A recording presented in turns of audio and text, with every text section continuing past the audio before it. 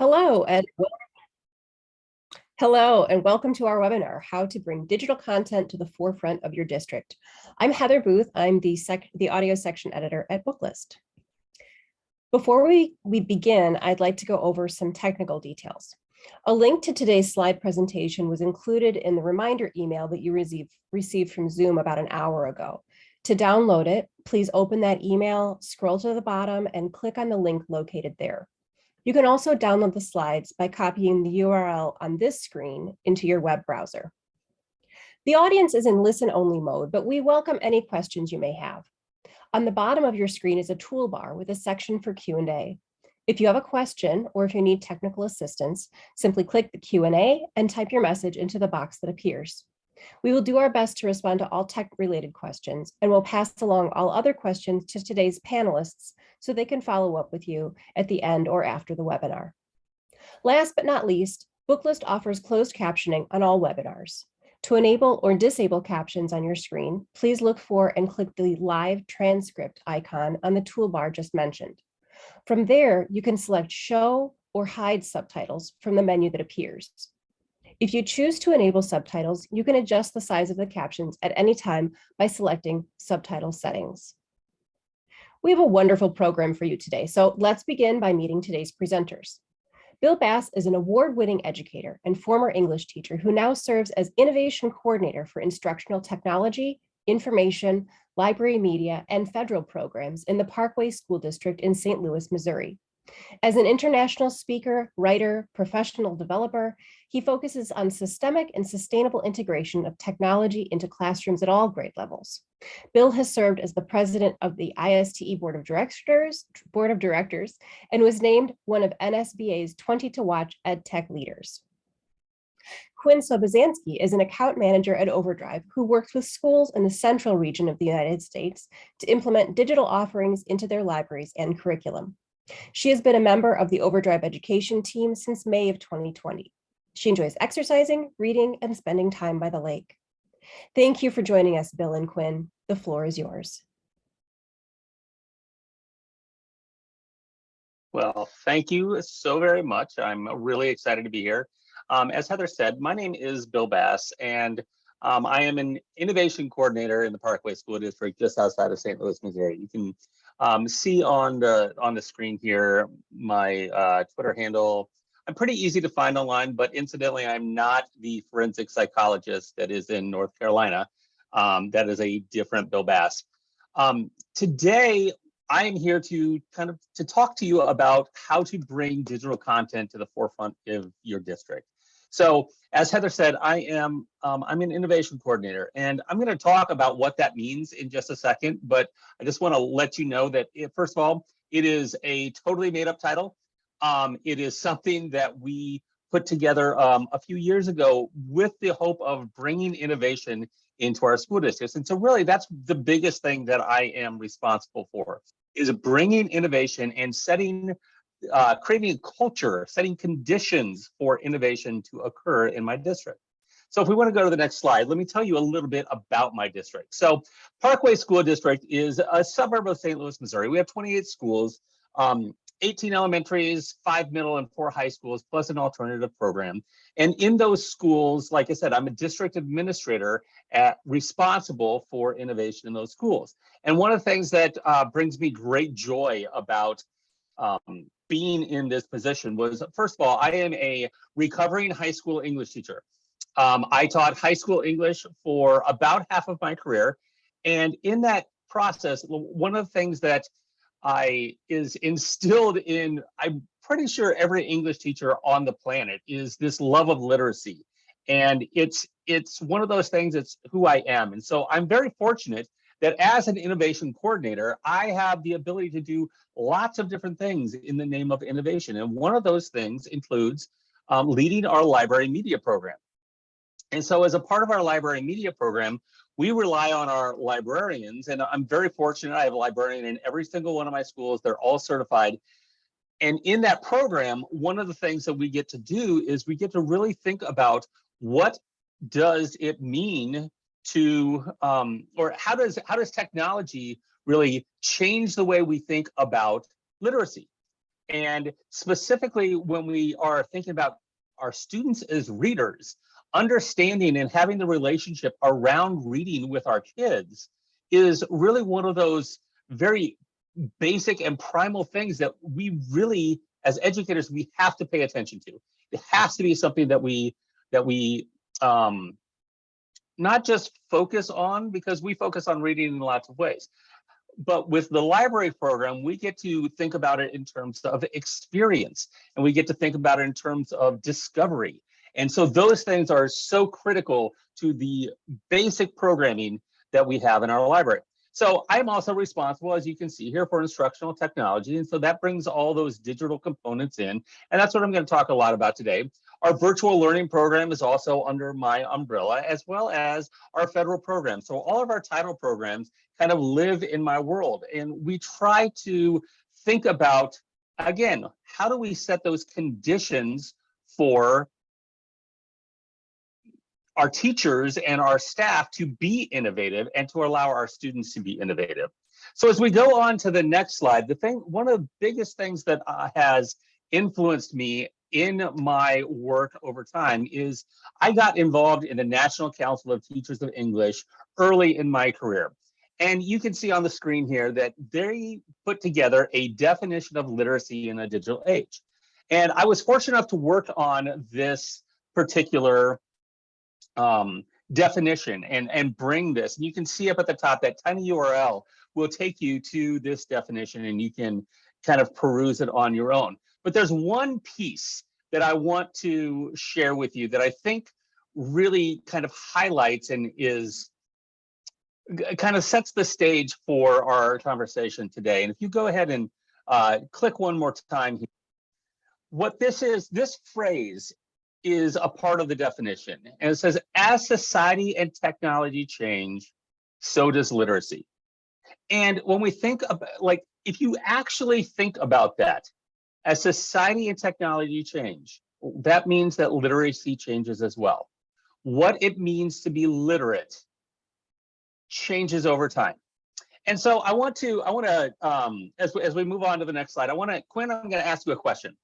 I want to engage with you for just a second, and I want you to think back. I want you to think back to that time. Do you remember the very first time that you ever got online?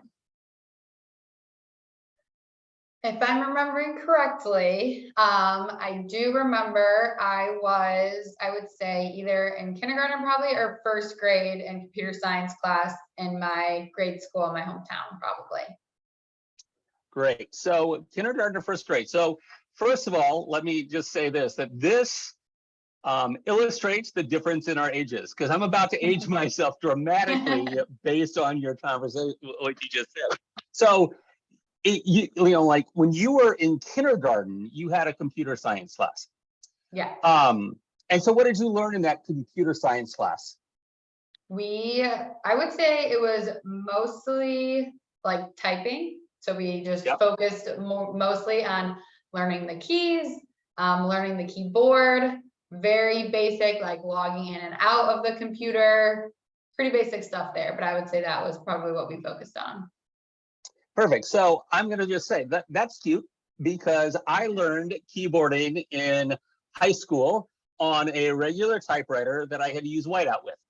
And so there's a difference there. I remember, let me tell you about the first time I got on the internet. I was actually in college. It was, I was an English major. Really what I wanted to do is I wanted to teach kids how to read and write, right? That was the thing. And so I took the one kind of requisite class that I had to around technology.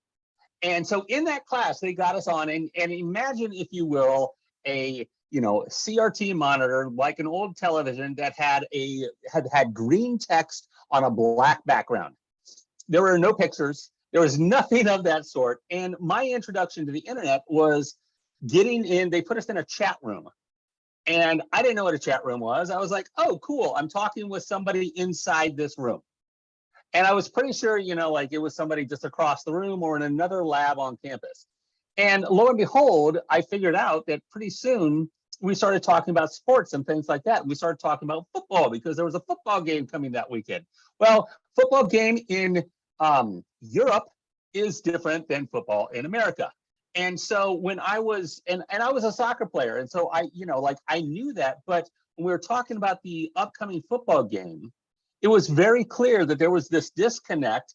And I realized quickly that this person was not sitting in the same room with me. And so like that was, I was kind of like, oh, well, that's interesting and that's cool.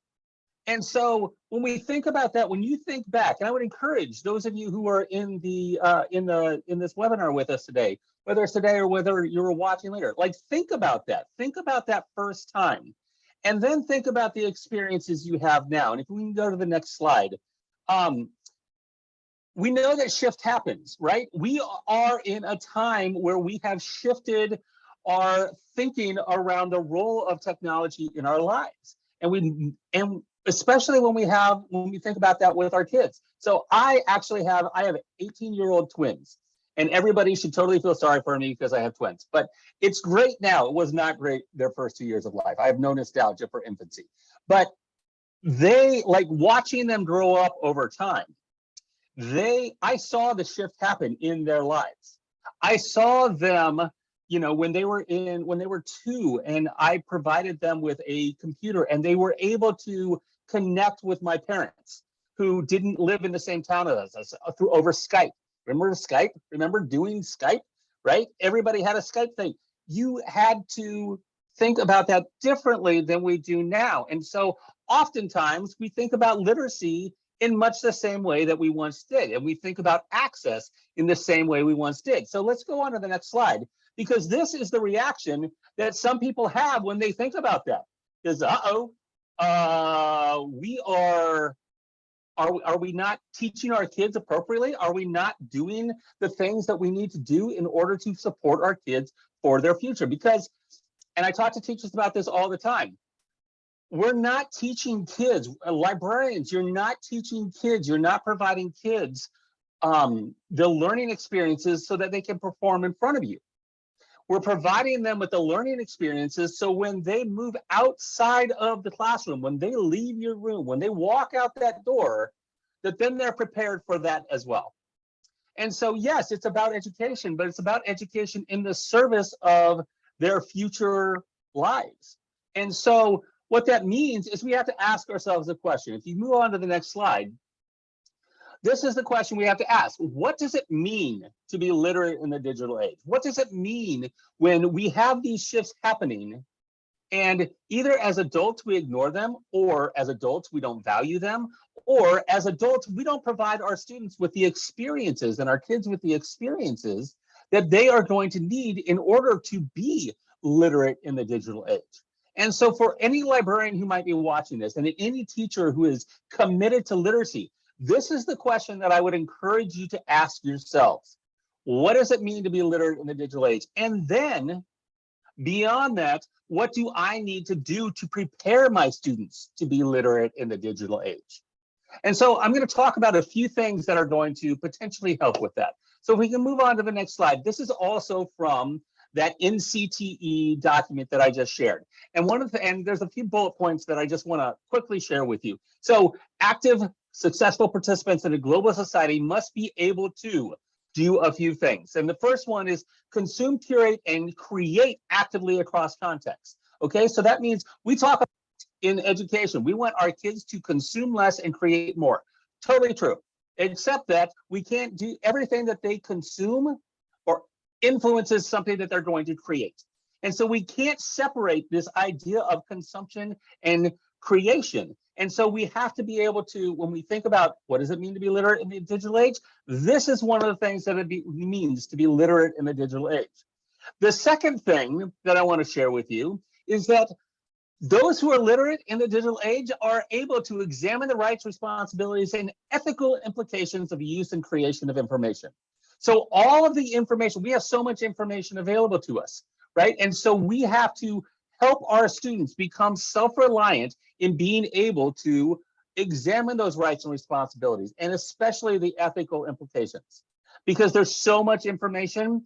And if we're not providing access, or we're not providing access that they can explore on their own, we're only giving them the choices that we see fit for them, that limits their interactions with information. The third one that I want to share with you is that we want to advocate for equitable access and accessibility of text, tools, and information. Now, we can go really deep in here. We're not gonna, but we could go really deep in here when we talk about equitable access, because providing books in a library, absolutely, there's access there. There's equitable access that we can help with that. But we have so many more kids than we have books, and we have these books that are super popular. And the idea that our digital catalog is as important as our physical catalog is one of those things that we actually have to explore, and we actually have to actively begin to curate those things so that we can provide that access to equitable access to text, tools, and information. And then finally, the last one, I think this is a really important one, is promoting that cultural sustaining communication and recognizing the bias and privilege present in the interactions. Okay, so there's a lot of jargon in there, but really what it means is if we're going to be literate in this digital age, we have to be able to recognize bias. And we have to be able to recognize what lens the information is coming to us through, which means that we have to have access to a large variety of different types of information and make sure that that's available for all of our students, not just the ones who happen to be coming to the library, which means that we have that physical catalog also needs to have that digital component to it. So it's not one or the other is more important, it's both and. And again, you can look at the entire document at that tiny URL that's down there at the bottom. So as we move on, one of the things that became important to us in my district is how we were going to think about our catalogs. Okay, so let's go to the next slide, because this is really the piece that I'm here to talk about with you today. It's our content. The content that we make available to our students. And that is both in our libraries, in our classrooms, content across the board, because that content is so critical to providing all those things that I just talked about, that equitable access to information specifically. And so as we move on, let me share with you our problem statement. Okay, so if we go to the next slide, this is what we were trying to get across. This is what the problem we were trying to solve. We had so much digital content. We have digital content from textbook manufacturers. We have digital content from our partnership with the public library. We have all of these disparate things, and every content area now has their own digital library that comes with it. But we didn't have a plan to select, organize, and deliver those multiple media types in order to support our curriculum. And more importantly, in order to support our students as readers. We didn't have a way to kind of organize our digital content and to make it easy for our teachers to kind of pull back and see the type of information and be able to select content that's going to support their students as readers. Because one of the things that we continue to go back to is when we're talking about reading, first of all, we know that we're going to lose our readers between 5th and 6th grade, and then between 8th and 9th grade. That is the time that we lose most of our readers in our schools. And so for our librarians and classroom teachers, it's critical that we know our kids as readers. And so in order to do that, one of the way that we approach that is we knew we needed a digital platform. And we knew we needed a digital platform that was going to provide us the ability to provide that access and to provide the information and to be able to curate our information quickly and easily. And so that's where we chose OverDrive Education as our platform, as our primary platform for digital content. So if we can move on to the next slide.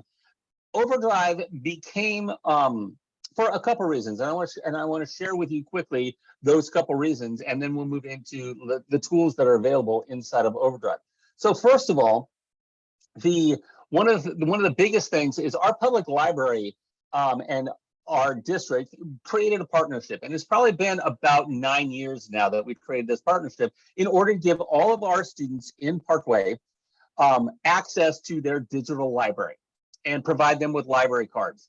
And so we swap information now and get permission from parents, and it's a whole big thing. But because the library used OverDrive, our students began to see OverDrive as one of the primary sources for digital content in our district. And if you think about this, 9 years ago, we were in a very different spot when it came to digital content and accessibility of digital content in our schools. And so that became one of the primary reasons. It was kind of an expectation of our school and our community that OverDrive became that, first of all, that we had access to digital content for our students. And then, you know, because we already had this partnership, OverDrive was an easy way to kind of think about content. And the bottom line is that most of the books that we wanted were available in the OverDrive catalog. And so that became a big piece for us. And so as we move on to the next slide, that brings us to Sora, and Sora as a reading platform. And this became our go-to reading platform. It's actually, we put it out on any device that we have available. We market it to our students, we market it to our parents, and everything, you know, providing a single sign-on with our students gives that access that we so wanted in order to help our students be literate in the digital age. And so as we move on to the next slide, I want to tell you a few bits about Sora that were really kind of the basis for what we wanted out of there. So first of all, it was that single sign-on. Any tool that doesn't do single sign-on, we have to really, really, really like in order to provide for our students. And luckily, OverDrive has, and Sora has that single sign-on, and we can roster directly with our student information system. The multilingual interface is super important as we try to provide that access for all of our students. It's easy to browse and borrow, and it's easy for our teachers to get materials and put those materials in and make them accessible for our students. And we'll talk about that in a second. The title assignment capabilities actually are what provides it's a teacher tool that actually allows our teachers to interact with our students around their reading in different ways. The offline access is huge. We have kids that are on buses. We have kids that are on, you know, going to soccer games and track meets and all that. We want to be sure that they can access this information wherever we are. And going back to that equitable access, we also know that our students don't necessarily all have internet access at home. And so by providing them the ability to download and use that on a device, we offer Chromebooks. They can download it onto their Chromebook and take it with them and have that access. That goes a long way in terms of the that equity piece that we're talking about. I already talked about the public library digital collection access.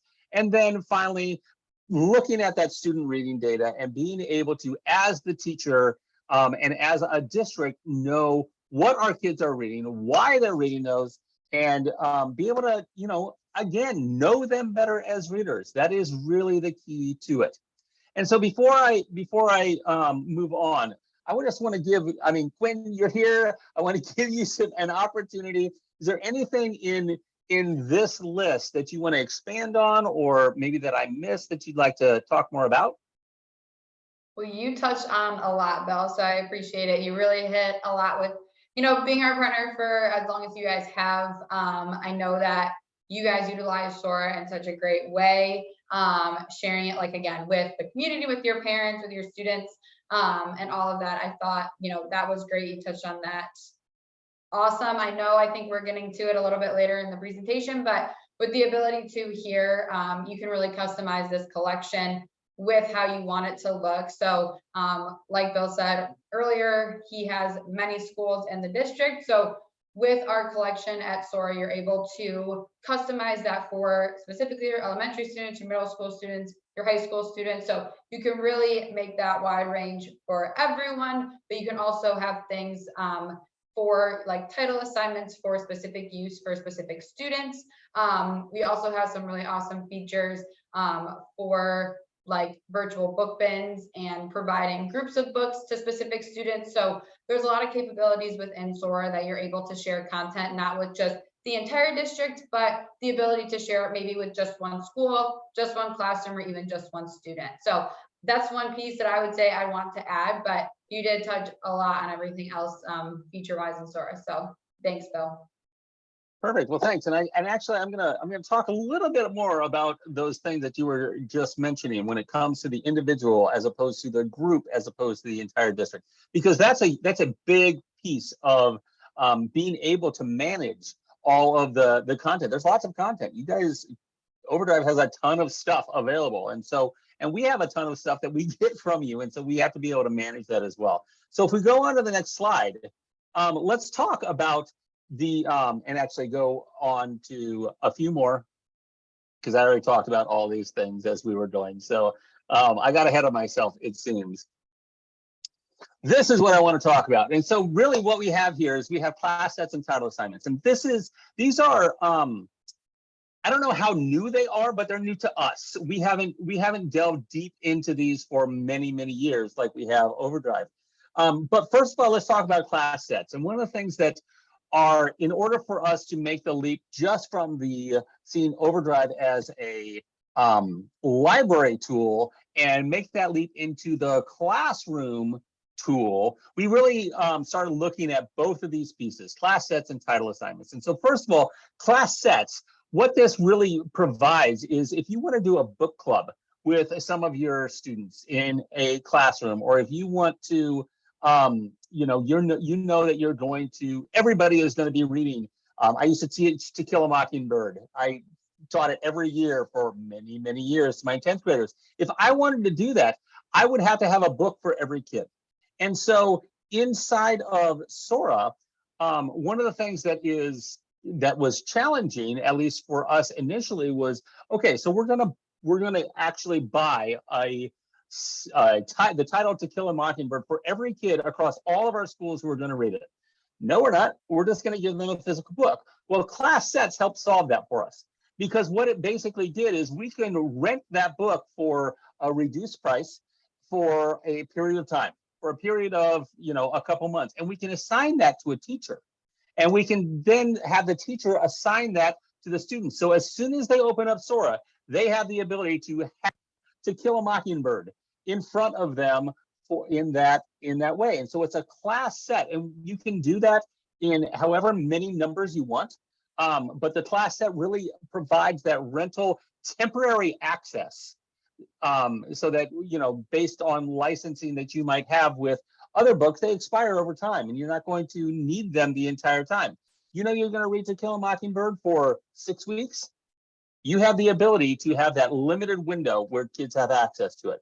And then the same thing with title assignments. The title assignments, you can take curricular titles and assign them, as the teacher, assign them to specific kids. And so what that does is it really gives your students kind of more of a path to where you can say, oh, you know what, I think you're going to be really interested in this book, or that you want these 3 kids to do this book club. So you can use it in conjunction with class sets, but being able to assign individual students with a title is just, it's one of those things. It was a game changer for us, and it provided us the opportunity to bring it into the classroom, whereas before it was strictly, Sora was strictly a library type of a tool. And so now we use it in our elementaries, we use it in our middle schools, and we use it in our high schools to varying extents. And so, Quinn, again, is there anything that I missed with that? It's how we use it. No, that's exactly how it can be used. So one thing that I would say for class sets specifically, they're typically 90-day rentals. So One thing to note there is that the student will have it for 3 months. But again, still for that short window, when you need it, the delivery is automatic. So unlike waiting for print materials, you have to place the order, wait for that to go in, have it be shipped, all of that. Through Sora, you could have it same day when you purchase. So quick delivery there that I wanted to touch on, that it can happen automatically. And like Bill said, once you assign it to that student, they get it right in Sora. There's no other action on their end. So it's just like handing them a physical copy. As soon as they log into Sora, they'll see it right on their homepage. So other than those two things, I think you really touched on it well, Bill. Perfect, thank you so much. And so let's go on to the next slide, because what this really kind of illustrates is this is how we provide access for all. This is how we provide access across all of our schools in order to be able to get them the materials they need. And so those class sets, those title assignments, those are really kind of at the individual or small group level. But let's talk about also, in order to get to that all, in order to get to that access level that we're looking for as a district, let's talk about how we organize our collections. And so if we go on to the next slide, let's talk about there's two basic ways that we organize our collections in our schools. And that's where we have a shared collection, and then we have individual school collections. So again, I have 28 schools in my district, and all of them, every one of their communities has a different need. They have every school has a different community, and we want to, one of our tenets in our library program is we want to be able to respond to the needs of our community. And so with that, we have this ability to be super flexible when it comes to how we curate our collections and how we provide access to those collections. So we started out where every school had their own individual collection, right? And so every single school had an account, and every single school was able to order on that account that would just show up to the students in their school. Well, that's right. But what we found was our librarians across our district wanted to collaborate, and they wanted to basically get more for their money when it came to, they wanted to pool their money in order to kind of provide bigger amounts of access for their students. And so we also created shared collections. So all of our schools still held on to their individual accounts. So we always had an individual school digital collection. But then that shared collection, basically what we did is we had one high school, we had one middle school, and we had 3 elementary librarians who were the curators of those collections. And basically everybody pooled their money and decided what kinds of materials they wanted on there. Now they all have the ability to order individually, but if they wanted something like, for example, our award books, in the state of Missouri, we have the Mark Twain Awards, and we have a variety of different award levels at different grade levels. They want to be able to offer those books across the district and not just at their own individual schools. And so it gave them great flexibility to be able to curate a shared collection, an individual collection, both of those digital, as well as provide a physical collection that still sits in their library. So between these three things, between these three collections, that's how we're getting to all. And so one of the things that I was able to do to support them and to really provide them with opportunities was I actually, through my budget that I provide to them, I require all of my librarians to use 15% of their budget on digital content, so that we can build and have a healthy digital collection. Because as far as I'm concerned, the digital collection is as important as the physical collection. Because if we're providing opportunities and we want our students to be literate in the digital age, we have to provide them with digital age materials. And as far as I'm concerned, that's what Sora provides. And that's what OverDrive has provided to Parkway over the years. So if we want to go to the next slide, I just want to end and say thank you. Thank you, Quinn. Thank you, OverDrive. Thank you to Booklist. Thank you for having me, letting me share our story, because there's so many things. It really has transformed the way that we think about and do literacy in my district. And so with that, Quinn, I want to turn it back over to you, and if there's anything you want to add around OverDrive or Sora or anything like that. No, thanks, Bill. I really appreciate it. That was great. Again, very thankful for your partnership over the years with Parkway Schools.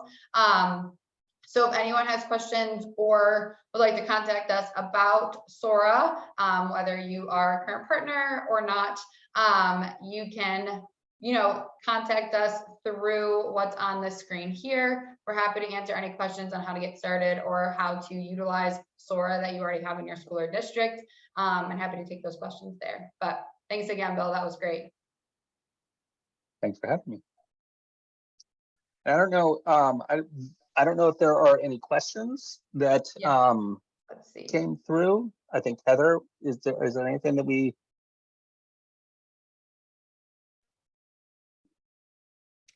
All right. Yeah, I think we're good. I don't see any questions coming in from the audience. We can wait another moment here. Okay. Well, I think some of the things that we could, as we wait, here are some things that could be some challenges as you go through this.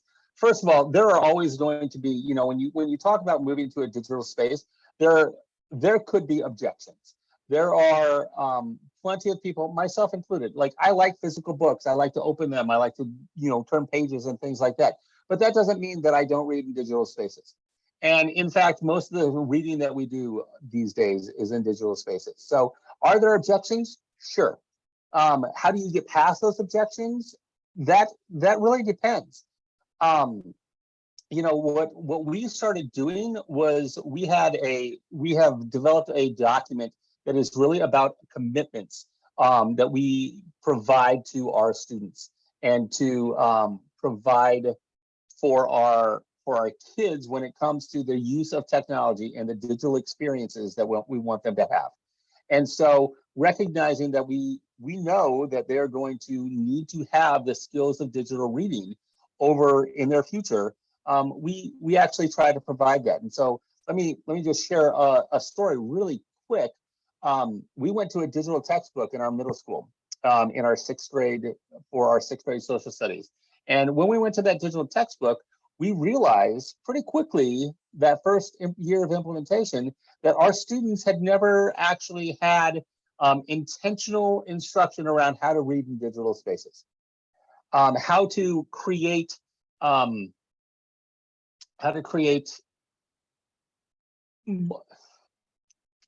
gosh, I can't even remember the word. I lost the word, but how to basically stamina, how to create stamina when it comes to reading digital spaces, because there's always a distraction. If you're on your phone, there's always a distraction. There's always another tab on your browser. So we hadn't provided our students with the ability to practice reading in those spaces. And so we changed our elementary reading to a certain extent in order to provide them more digital experiences. And that was one of the ways that Sora helped us to go about that. And our librarians became very involved in spreading the word and providing, teachers with training and ancillary materials and bookmarks and things like that they could take home, talking about it at literacy nights and reading events in our schools. All of those things became incredibly important as we were trying to make this shift where, and it was a natural shift that was occurring, but it was one of those things that if we don't have discrete instruction, we can't just expect that everything that we teach them in physical books is going to transfer right over. And so that's kind of how we overcame it, is we had the reason behind it in order to help with that. So that's an approach, let's say. That's such a fascinating point too, and it seems like the kind of thing that you're not going to necessarily anticipate. So it's great to hear that as something to think about ahead of time. And I loved how you talked about using your librarians to spread the word and, and talk with your teachers and do a little bit of professional education and doing the hand selling of the service. How else, like what other techniques or strategies have you used to spread the word about Sora or about digital book access across your district? Well, we have, so a couple ways that we've done that. First of all, we do rely on our librarians, but we also put it in communications to parents, whether that is school newsletters or whether that is bulk emails. About 3 times a year we send out a bulk email reminding, just through our school, on Facebook, on Twitter, social media, wherever our lines of communication happen to be that year, wherever people are paying attention, we will put out kind of a blast 3 times a year, reminding parents that students have access to these materials and there's access that they can have anywhere. It's downloadable and they can really focus on that. We also have an initiative that we have been using for probably 5 years now, maybe more. It's just hashtag Parkway Reads. And what we try to do is we try to get our students and our parents to share their reading lives with the community. And a lot of times it's inside the school, and so it's not like a public thing because we are talking about students, but we do try to get our teachers and our students to share their reading lives inside of their community. And we use that hashtag Parkway Reads in order to do that.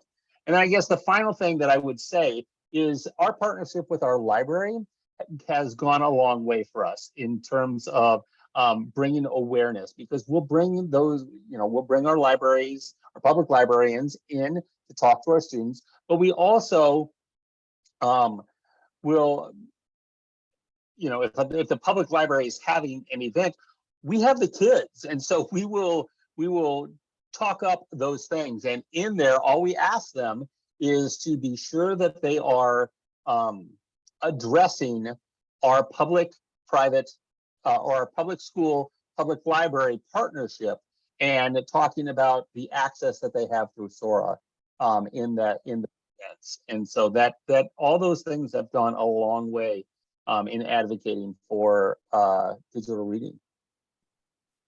That's such a great approach, just the community of reading, building that culture of reading, not just with the kids, but with the parents and with the teachers and staff. Have you seen any particular content in this format that has been super successful? Or have you seen it, you said that 15% is your goal for selecting in digital content. Have you found that the genre breakdowns kind of mimic what you're seeing in print? And then a tangential question from the audience is also, are your policies for digital selection similar to your print collection, or have you developed different policies around that? Sure.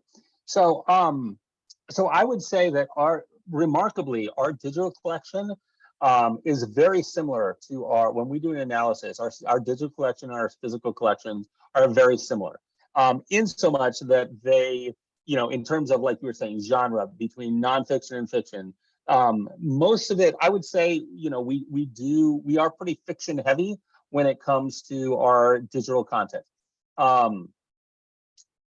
Only because it is one of those things, like fiction books are harder to determine whether or not you're going to like, right? And so, nonfiction, it's about a specific topic. It's about a specific thing that you are researching or interested in. But fiction's a little more difficult, at least, when it comes to chatting with kids, which is why that relationship is so important. And so, we do rely heavily on our digital catalog for fiction, but at the same time, we recognize that a lot of the research that our kids are doing, they're looking at it because of the searchability, because of the access that they have. They're looking for those things in our nonfiction too. So we really do have a pretty good balance of those two. And it's not exact, like what the percentage is, I'm not really sure, but we definitely see similarities in that. As far as our policies go, specific to our policies, we don't have a separate policy for digital materials, especially because we already have the platform.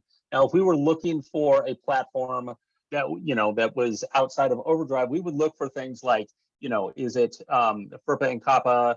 What are the privacy policies? Are they FERPA and COPPA compliant? Things like that. So we don't actually change our policies based on platform, because the way that I look at this is content is content. And so, and that comes to even like if we had a reconsideration, the process is the same. It doesn't change based on the platform. It change and access that they have. We look at our policies as policies around reading and around material selection, not around medium for that material. And so that's really been kind of the way we've approached that up to this point. And I don't see that changing anytime soon, because I don't want our communities to look at these two things as so vastly different that one of them has a barrier and the other one doesn't. I want our students to be able to see that you can navigate between the digital and physical worlds based on your needs at any given point in time.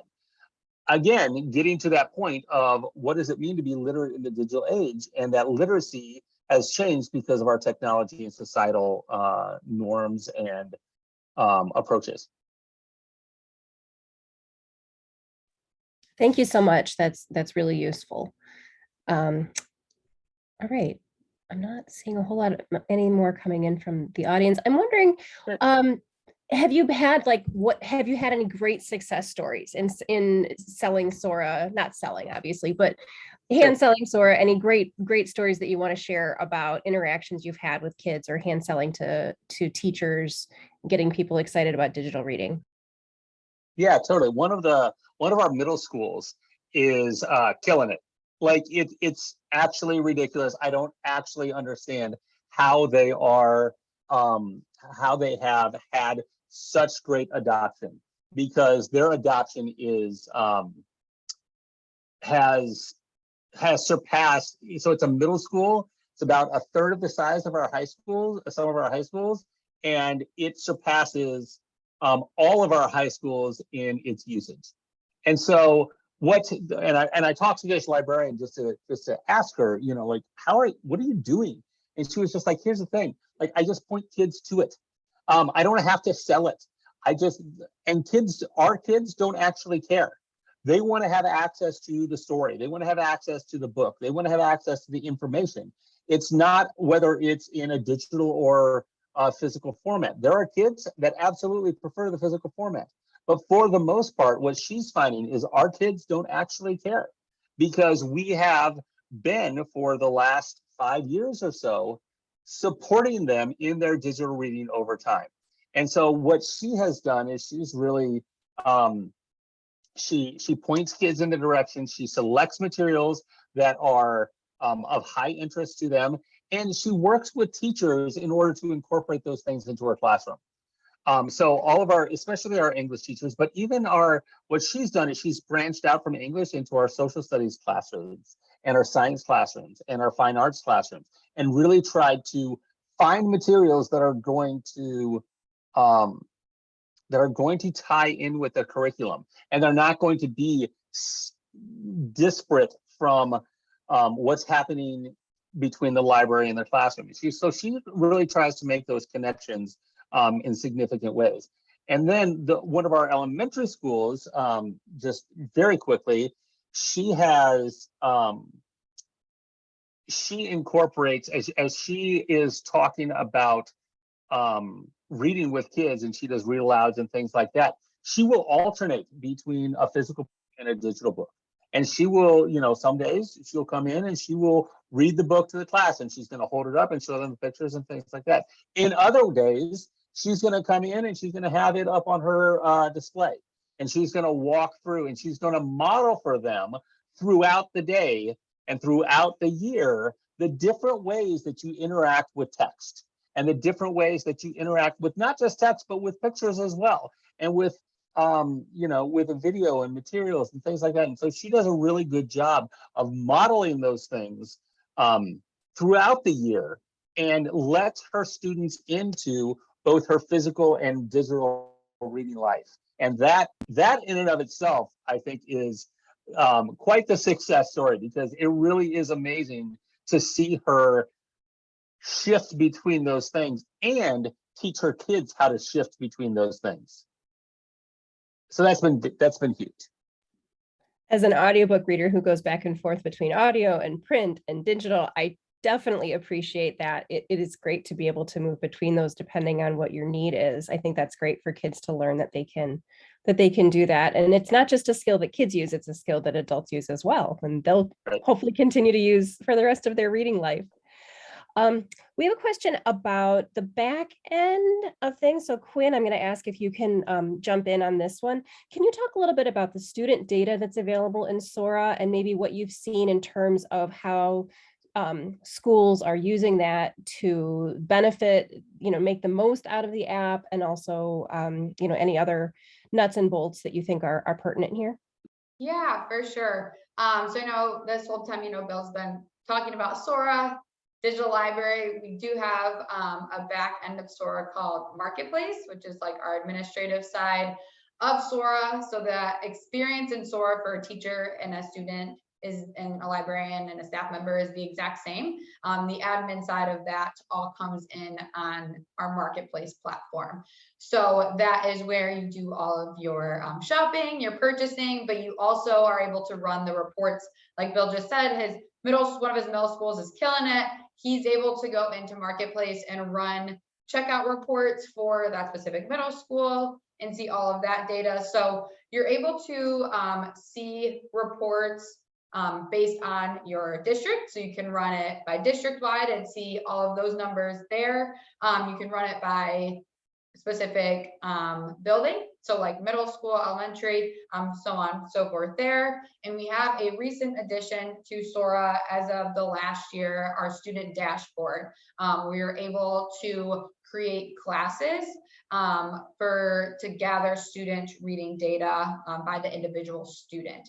So this is new as of last year. We're really excited about it. We have a lot of partners who are utilizing this feature, but it is a choice to use it. So you don't have to have it turned on for your district or for your school or class.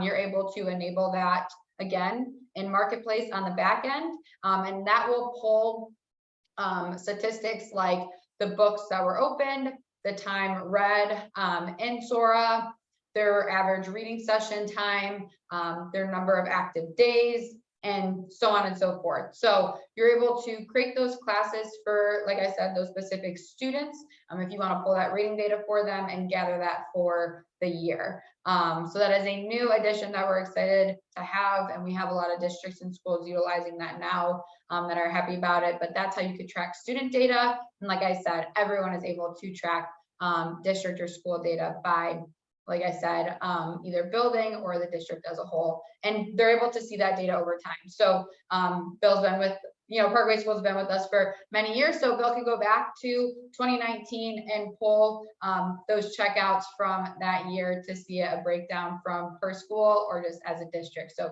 you'll always be able to see what was done in the past as well for that information. Thank you. That sounds so useful and so comprehensive. Lots of different ways to access that data and, learn from it and build on the program. All right, I'm not seeing any other questions from attendees. So I think, unless our panelists have anything more that they'd like to add, I think we're ready to wrap up here. I want to thank Bill and Quinn so much for this wonderful presentation. There's been so many great ideas shared. There's so much excitement I can tell on Bill's part, and I certainly hope that our attendees are able to benefit from that in the days and months to come. On Monday, all attendees will receive an email containing links to today's slide presentation, a certificate of completion, and a video of this recording. For more about Booklist webinars, be sure to visit booklistonline.com/webinars, where you can view archives of past webinars and register for upcoming ones like those that you see here. Now you can share Booklist love with everyone you connect connected to your school district, library system, or higher learning institution. Booklist Online Unlimited offers just that, unlimited simultaneous access to 30 years worth of review and article archives, plus digital editions of Booklist, book links, Booklist Guide to Graphic Novels in Libraries, and the Booklist Reader. For pricing and other questions, visit booklistonline.com/subscribe. And speaking of the Booklist Reader, have you heard about Booklist Reader? It's our new magazine that offers reading recommendations to patrons of all ages, and it's coming to print this January. Go to bit.ly/booklistreader in print, and you can find out how you can order print copies in bulk to hand out in your library. If you already have a Booklist subscription, you can share the latest issue now online, and you can find out all of the details on that at our website. Thank you so much for joining us for today's program. One more huge thank you to our panelists and to our sponsor, OverDrive. This concludes today's webinar. We hope to see you next time.